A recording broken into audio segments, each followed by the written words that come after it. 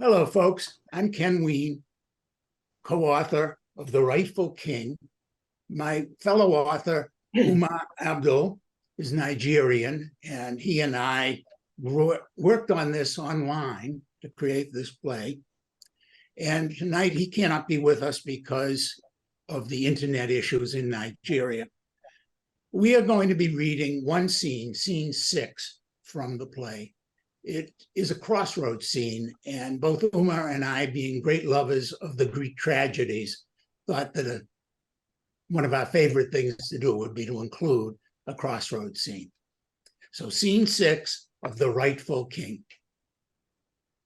The crossroads outside Ega. Abenelu and Uja sleep leaning back to back. Women 1 and 2 are together at the rear and barely visible. Atabo enters and walks to center stage, looks at the 2 sleeping soldiers and clears his throat. The startled men leap up with swords at the ready. Recognizing the priest, they sheathe their swords. Why do you soldiers lie in wait at this crossroads? We have been sent to greet you, great priest. You do honor in your sleep? Do you expect me to preach a long sermon? We slept in relief. When a decision has been made, the makers are free to rest.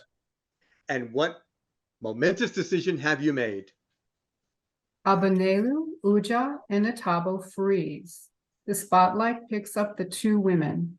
They move from the rear to upstage left, holding each other by the hands. Cowards. They will not fight for the honor of their lords.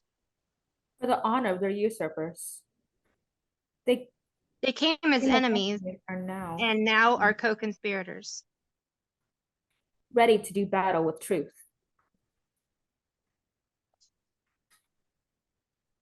When soldiers scheme, truth has no weapons.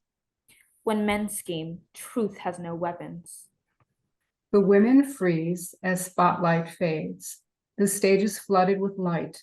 The 3 men resume their action. We have decided that we will escort you. Escort? Or conduct me? Have I a choice in the going? We mean only to keep you safe. And who would harm a high priest? Partisans. Somebody working for a would-be king. Perhaps in somebody like yourselves. Am I a fool to be tricked?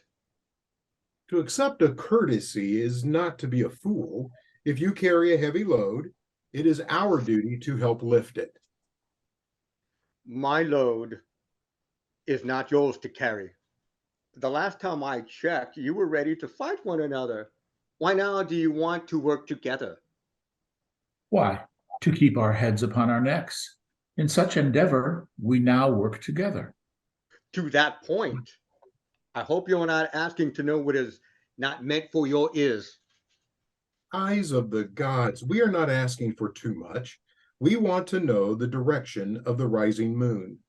Ata or Opalua, on whose head shall the moon glow? Whose cap shall be adorned by the uloko, a crown of feathers of the beautiful bird?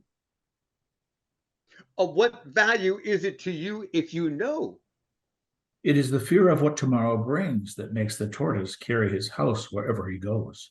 It is not the direction that the moon is expected in which it is to be seen. Let dreamers keep their dreams alive. Such is the foundation of our being. Priest, you speak in riddles. And then I shall speak clearly.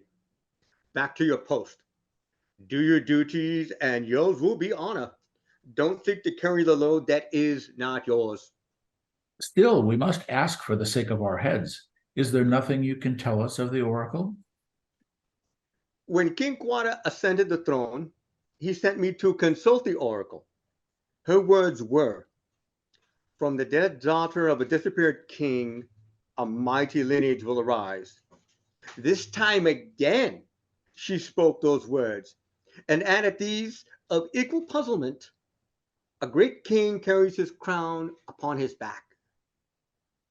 What do these prophecies mean? Which of our leaders do they proclaim? The oracle swims in a pool of riddles. Which way do the swirling currents carry her words? Abenelu and Uja go off to the side so Atabo doesn't hear the exchange. Can you understand this? Which of our lords do these words proclaim? It has never been our duty to interpret the oracle's riddles. It is the squirrel's task to crack the secret of the palm nut. And where is this particular squirrel to be found? Not in the palace of Atta, Nor that of Opalawu. which takes us back to our fears.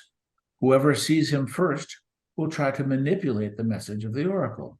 And that means either your head or mine will adorn the pole in front of the palace once the coronation is complete. No matter how confused the words, still the oracle does not tell lies. Uja and Abenelu approach the priest as he speaks. Perhaps neither is to be the king. So, priest, how will you tell the truth of the oracle to the two claimants of the throne? Only a buffoon goes into the lion's cage to prod it with a stick. Only an idiot tries to make sense with the rhinoceros. This is a matter for the elders to decide. The priest is as wise as we. Or is cowardly? We shall escort you to the elders where they might consider the oracle's words. They file off stage with Atabo in the middle. Women 1 and 2 walk to center stage. When the men are out of sight, Two prophecies as one. From the dead daughter of a disappeared king, a mighty lineage will arise.